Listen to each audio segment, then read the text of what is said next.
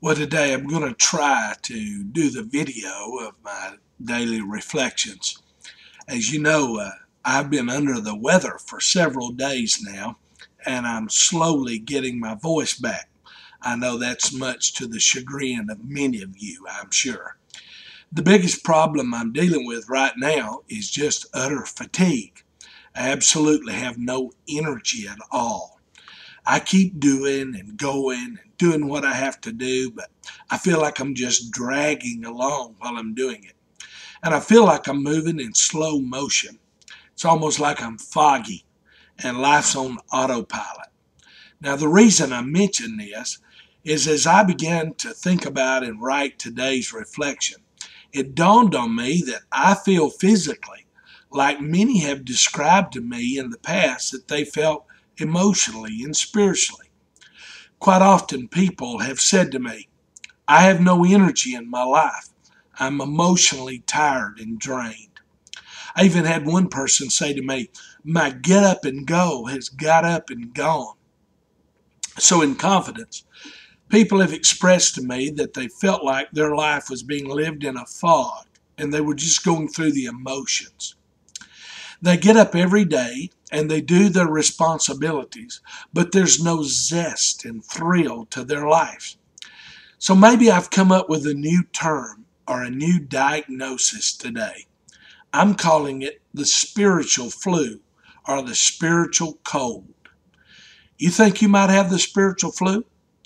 Fortunately for us, there are people in the Bible who have had this condition, and we can learn from them.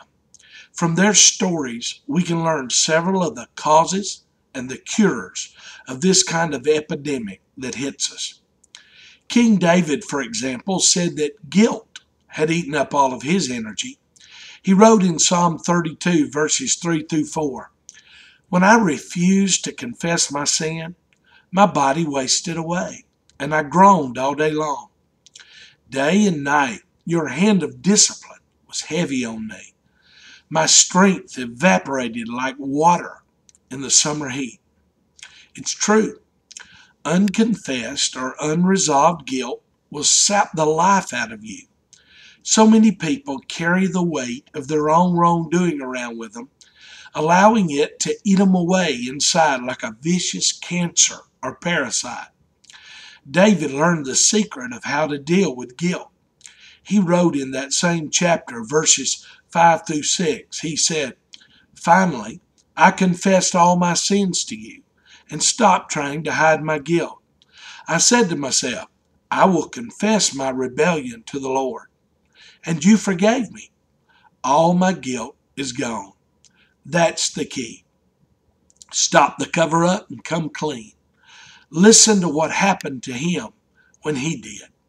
David said in Psalm 32, 1 through 2, oh, what joy for those whose disobedience is forgiven, whose sin is put out of sight.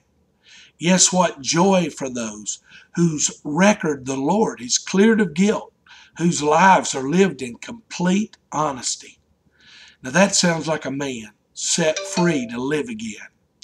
If you've been carrying guilt around, it's time to come clean and to find in God the arms of grace and forgiveness. Others find themselves in the same grip of spiritual and emotional exhaustion because of grief. On another occasion, David wrote in Psalm 6, verse 6, I'm worn out from sobbing. All night I flooded my bed with weeping, drenching it with tears. My vision is blurred by grief. The loss of one you love and care for deeply can do that to you. When David's own son was dying, it drained him and drove him to God in prayer all night and all day. Yet after his death, David shows us how to respond to the loss of one we love. He wrote in 2 Samuel 12, verses 22 through 23, I fasted and wept while the child was alive, for I said, perhaps the Lord will be gracious to me and let the child live. But why should I fast when he is dead? Can I bring him back again? I will go to him one day, but he cannot return to me. You see, the promise of seeing those we love again in our new home gave him his life and energy back. Sometimes we're simply worn out because we've overexerted ourselves physically. Even Jesus in his humanity experienced that. The Bible records in John 4:6 that Jesus, tired from the long walk, sat wearily beside the well about noontime. Sometimes the most spiritual thing you can do is to rest your body and mind for a brief period of time. We may need to take a new look at our schedule and our obligations. Quite often our life seems like it's running on empty and we are drained simply because we're looking to the wrong place for our energy supply. We look to other people, possessions, pleasures, and other pursuits to find energy.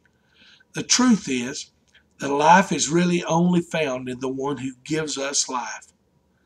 God did, after all, promise to give us abundant life. Isaiah said in Isaiah 40, verse 31, "But those who trust in the Lord will find new strength. They'll soar high on wings like eagles. They will run and not grow weary. They will walk and not faint."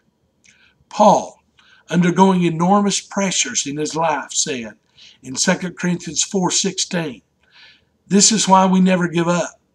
Though our outward bodies are dying, our spirits are renewed every day." God can and God does renew our spirit when we let him. He gives us this great promise.